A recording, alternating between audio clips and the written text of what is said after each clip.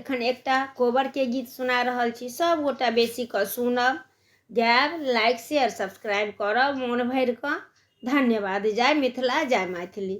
सुंदर कनिया राम रतनिया, हीरा मोती लागल केवार हे, नव बर नव कनिया, ताहि कोबर सुता गेल दुल्हा से रामचंद्र दुल्हा, ताहि कोबर सुता गेल दुल्हा से रामचंद्र दुल्हा,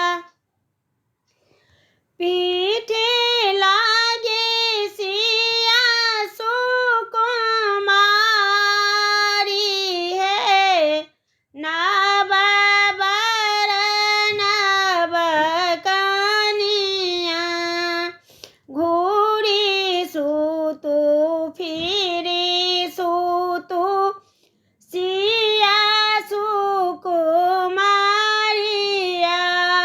घूरी सुतु फिरी